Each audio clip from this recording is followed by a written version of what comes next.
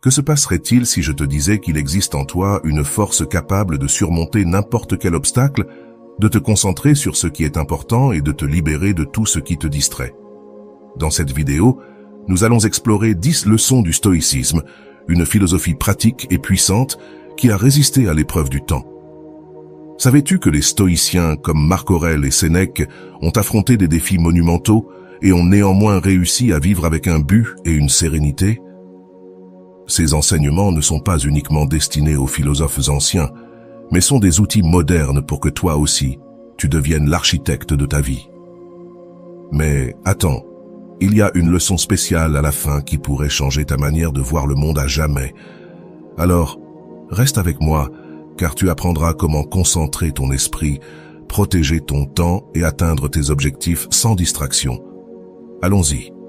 Avant de continuer, pourrais-tu, s'il te plaît, liker et partager cette vidéo pour qu'elle puisse atteindre un plus grand nombre de personnes? Et si tu ne veux pas rater mes prochaines vidéos, abonne-toi et active la cloche. 1. Sois ferme dans tes décisions. Le stoïcisme nous rappelle que la clarté de but et la fermeté dans nos choix sont des piliers d'une vie vertueuse. Marc Aurèle écrivait « La perfection du caractère consiste à vivre chaque jour comme s'il était le dernier, sans hâte, sans apathie et sans faux semblant. » Cela implique une détermination inébranlable pour vivre en accord avec nos valeurs et principes, sans laisser de place à l'hésitation ou aux regrets inutiles. Prendre une décision ferme ne signifie pas agir impulsivement. Les stoïciens nous invitent à réfléchir avant d'agir. Cette décision est-elle cohérente avec mon but? Est-elle conforme à la vertu et à mon véritable caractère? Une fois que tu as évalué cela avec clarté, prends ton chemin et ne laisse pas les opinions extérieures, les peurs ou les doutes internes te détourner de ce que tu as déterminé comme étant juste. Dans la vie, les distractions et obstacles sont inévitables. Les critiques, les échecs ou les incertitudes peuvent tenter de semer des doutes dans ton esprit. Mais si ta décision repose sur des principes solides et une connaissance profonde de toi-même, ces défis n'auront aucun pouvoir sur toi. Pratique l'introspection quotidienne pour garder tes valeurs claires. Demande-toi, suis-je en train d'agir selon ce qui est vraiment important? Suis-je fidèle à moi-même? Le vrai pouvoir réside dans la discipline. Faire ce qui est juste, non seulement quand c'est facile, mais surtout quand c'est difficile. La fermeté dans tes décisions ne te renforce pas seulement, elle inspire aussi ceux qui t'entourent. Sois comme le rocher qui, bien qu'il soit frappé par les vagues, reste immobile, ferme à sa place. Vise avec un but et tu découvriras que la clarté et la force intérieure sont ta plus grande récompense. 2. Désarticule la manipulation avec sagesse.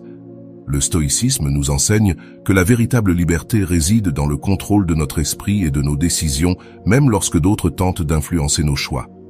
Sénèque, grand maître de cette philosophie, nous conseillait de regarder au-delà des mots pour discerner les véritables intentions de ceux qui nous entourent. Celui qui ne sait pas ce qu'il veut se laisse entraîner par les intentions des autres.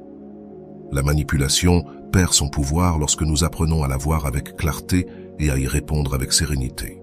Pour désarticuler la manipulation, commence par cultiver la conscience. Connais-toi toi-même et comprends tes valeurs, tes objectifs et tes émotions. Un esprit clair et ferme est moins vulnérable aux tactiques de persuasion qui font appel à la peur, à la culpabilité ou au désir d'approbation. Demande-toi, pourquoi cette personne dit-elle ou fait-elle cela? Quel bénéfice en tire-t-elle?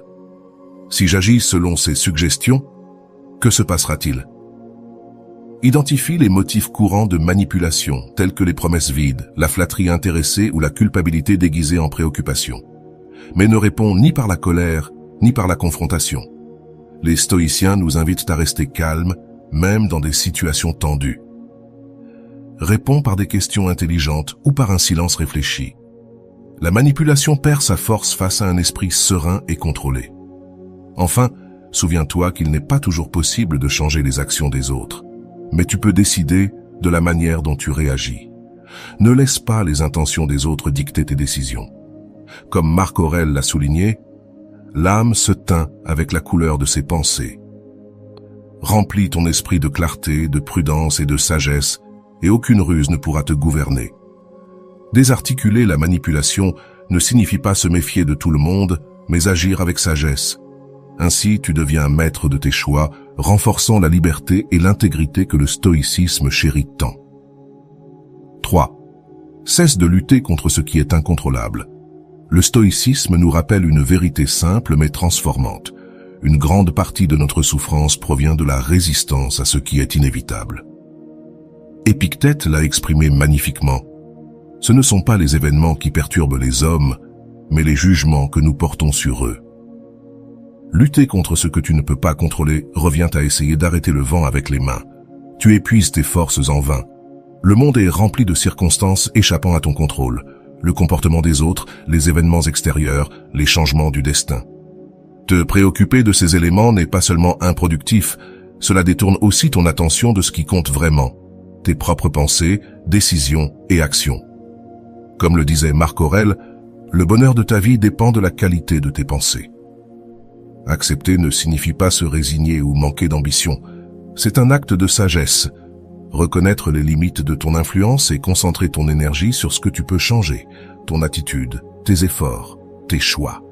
Chaque fois que tu te retrouves à lutter contre une situation immuable, arrête-toi et demande-toi: suis-je en train de consacrer mon temps à ce qui dépend de moi?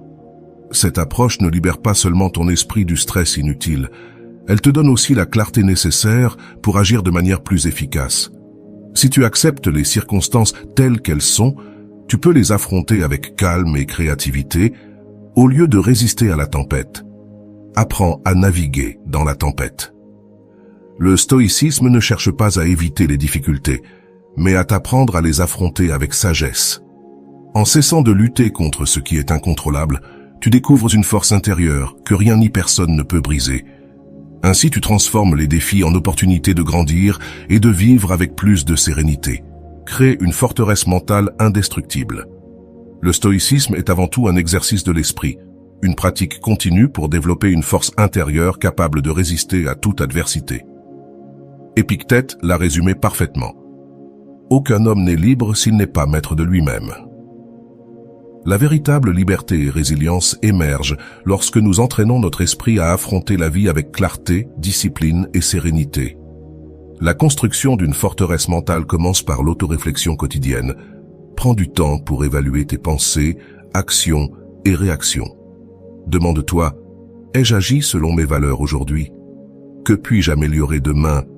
Cette pratique renforce non seulement ta conscience de toi-même, mais t'aide aussi à détecter des schémas négatifs qui pourraient affaiblir ton esprit. Le stoïcisme enseigne aussi l'importance de faire face à de petits défis volontaires pour renforcer ton esprit. Cela peut inclure de renoncer temporairement à un luxe, pratiquer la patience dans des situations frustrantes ou t'exposer à de petits inconforts. Ces épreuves entraînent ton esprit à rester ferme face à de plus grands défis. L'un des outils les plus puissants du stoïcisme est la méditation sur la mort, connue sous le nom de Memento Mori. Se rappeler que notre vie est finie n'est pas une invitation au pessimisme, mais un appel à l'action et à la perspective. Marc Aurèle disait « Vis chaque jour comme s'il était le dernier ». En acceptant l'impermanence de la vie, tu développes une résilience inébranlable face à la peur et une appréciation plus profonde. Car chaque moment crée un esprit qui ne vacille ni sous les vents de la fortune, ni sous les tempêtes de la vie. Définis des attentes claires sur le chemin de la vertu et du progrès. Le stoïcisme nous avertit d'un ennemi subtil mais puissant, les attentes vagues. Marc Aurèle disait « Ne perds pas plus de temps à discuter sur ce que devrait être un homme bon ». Cet appel à l'action nous rappelle qu'il ne suffit pas de désirer quelque chose. Nous devons être spécifiques dans nos objectifs et nos actions pour l'atteindre. Lorsque nos attentes sont ambiguës, nous tombons dans le piège de l'indécision, de la frustration et du manque de direction. En revanche, définir clairement tes objectifs te donne clarté et but. Demande-toi, que veux-je accomplir? Quel pas spécifique puis-je faire pour m'en rapprocher? Fixer des objectifs concrets ne se contente pas d'éclairer le chemin, cela réduit aussi l'anxiété de ne pas savoir par où commencer. Une fois que tu as clairement défini tes objectifs, décompose-les en étapes réalisables et réalistes. Les stoïciens nous enseignent l'importance du progrès constant, peu importe la taille de chaque avancée. Épictète nous rappelle, de petites disciplines répétées avec constance mènent à de grands accomplissements. Ne t'inquiète pas d'atteindre la perfection immédiatement, Concentre-toi sur l'amélioration quotidienne. De plus, la clarté de tes attentes te permet de mesurer tes progrès avec honnêteté. Évalue régulièrement tes réussites et sois flexible pour ajuster ta trajectoire si les circonstances l'exigent. Le stoïcisme ne réclame pas de rigidité, mais un esprit adaptable qui cherche toujours à agir avec vertu et efficacité. Définir des attentes claires est un acte de responsabilité envers toi-même.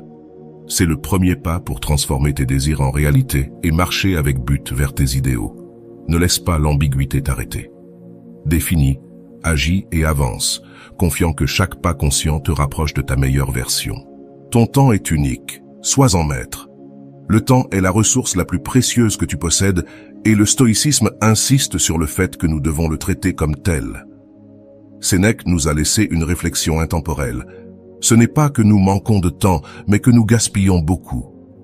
Chaque instant que tu laisses passer sans intention est un moment perdu à jamais, une opportunité qui ne reviendra jamais. La clé pour être maître de ton temps commence par la conscience. Demande-toi, dans quoi suis-je en train d'investir mon temps aujourd'hui? Est-il aligné avec mes valeurs et mes priorités? Identifie ce qui compte réellement. Tes objectifs, tes relations importantes, ton développement personnel. Ensuite, élimine ou réduis sans pitié les activités qui n'apportent aucune valeur, comme les distractions inutiles ou les engagements superflus. Le stoïcisme nous invite également à réfléchir à notre relation avec le temps à venir.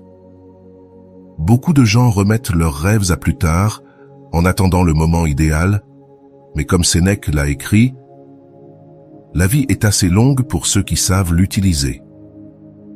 Ne remets pas à demain ce que tu peux commencer à vivre aujourd'hui, selon tes idéaux. Fais-le maintenant avec les ressources à ta disposition.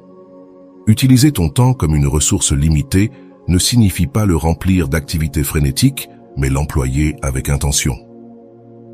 Pratique de la gratitude pour chaque jour et utilise-le pour grandir, contribuer et profiter de ce qui compte vraiment.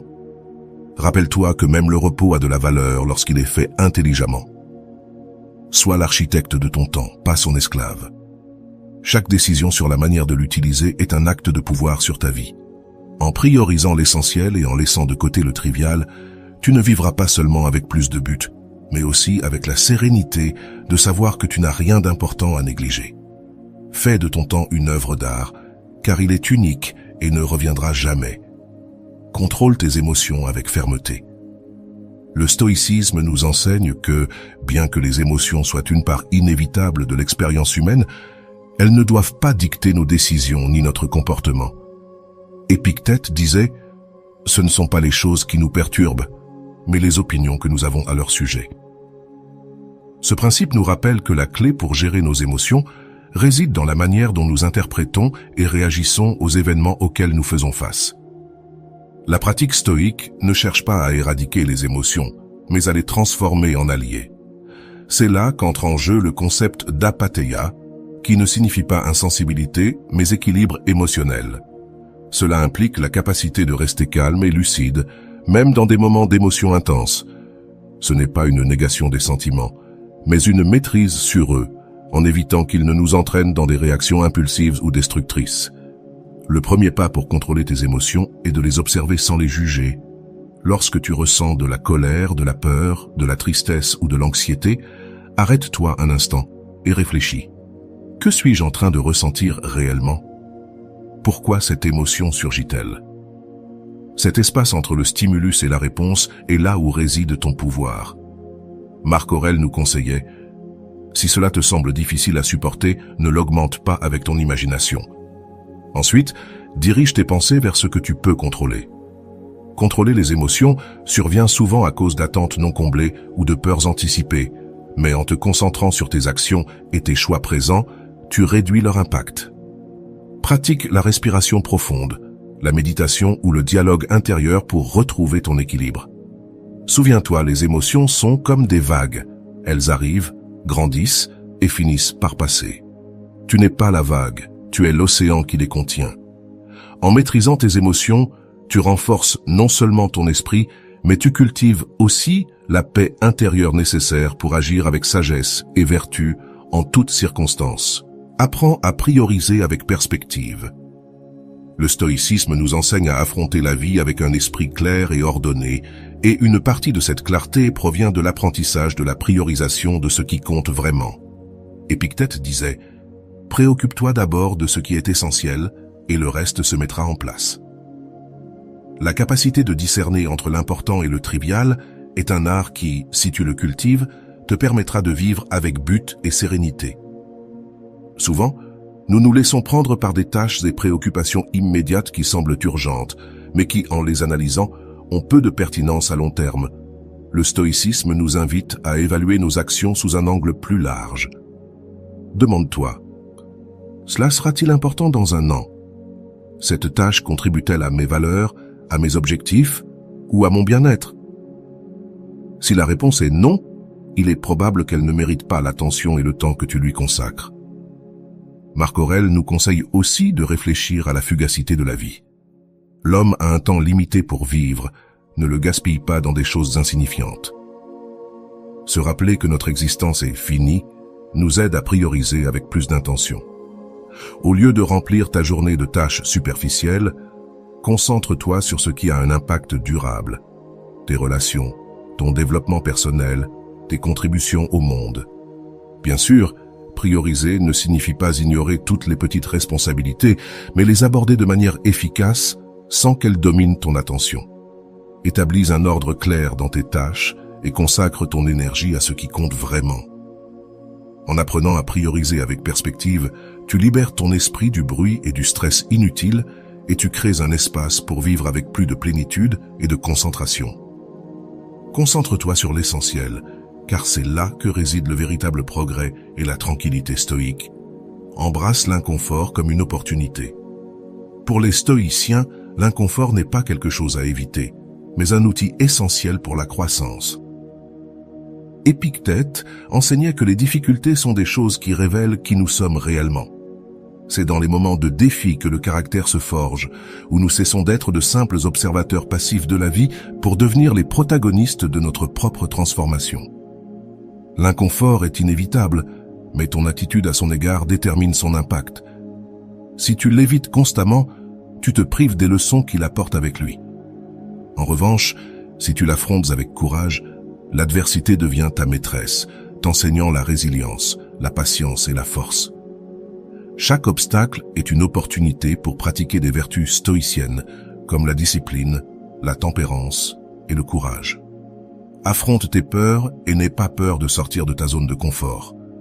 Marc Aurèle disait « L'obstacle à l'action fait avancer l'action.